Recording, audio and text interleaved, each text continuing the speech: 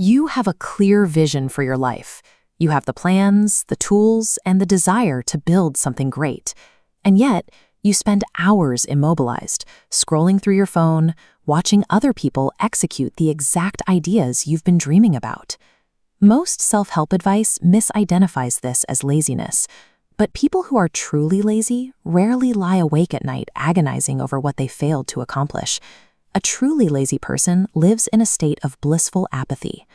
That constant, suffocating guilt you feel about the gap between your current reality and your potential is a symptom of deep ambition. You feel the pain of stagnation because you care immensely about the outcome. This creates a bizarre cycle. The sheer scale of your vision is actually what's keeping you stationary.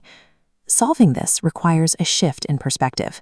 We have to stop treating your procrastination as a moral weakness and start looking at the evolutionary hardware operating inside your skull. Your brain was designed for biological survival, not personal greatness. Over millions of years, it has prioritized keeping you alive and safe above all else. To that ancient hardware, a new, ambitious goal registers as a physical threat. When you step into the unknown, your brain hits the brakes. The larger your vision, the louder the alarm in your amygdala becomes, screaming at you to stay exactly where you are. Your neurochemistry complicates this further.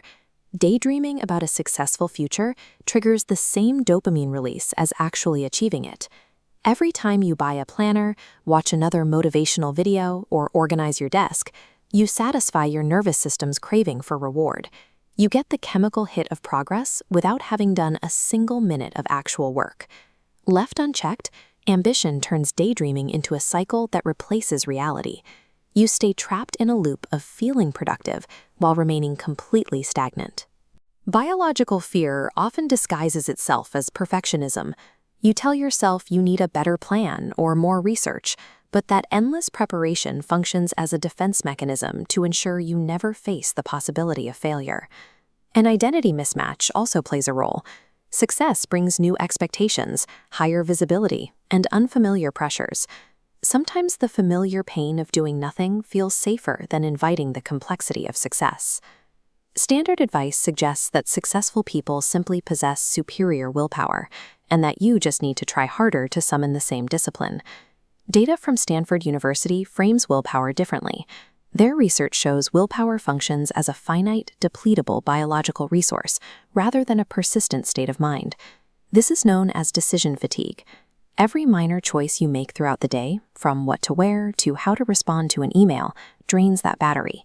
By evening, your self-control tank is exhausted. Attempting to white-knuckle your way through evolutionary resistance ignores the biological reality of how our brains actually work. Relying on raw discipline alone leaves you at the mercy of a resource that is guaranteed to run dry. Breaking this cycle requires a reversal of the traditional mindset. We have to accept that action must precede motivation. Environmental design is more effective than willpower. By putting your phone in another room and blocking distracting websites, you make focus the path of least resistance. You also need a method to slip past your brain's threat detection system. This is where we apply the 2-minute rule. This rule utilizes the Zeigarnik effect, a psychological mechanism where our brains remain fixated on unfinished tasks. Committing to just 2 minutes of work lowers the stakes enough to prevent your brain from panicking. Once you start, that mental tension takes over, and your brain's desire for completion generates natural momentum. To sustain that momentum without triggering a burnout response, you apply rigid time constraints. Working in focused 25-minute blocks with short breaks prevents your ancient hardware from becoming overwhelmed. Sustainable high performance relies on building external systems that initiate action on your behalf, rather than exhausting yourself through constant internal effort. Once you've initiated action, you must rewire your reward centers. Comedian Jerry Seinfeld's Don't Break the Chain method uses a visual calendar to celebrate consistent execution, rather than just the initial dream. By marking an X on the calendar for every day you execute your system, you build a visual streak. If you miss a day, the rule is to never miss twice, preventing a single failure from establishing a new habit of quitting. There is no perfect morning where you will wake up feeling completely ready and fearless. Starting will always feel deeply uncertain and uncomfortable, because that is the nature of the unknown. You can test this right now.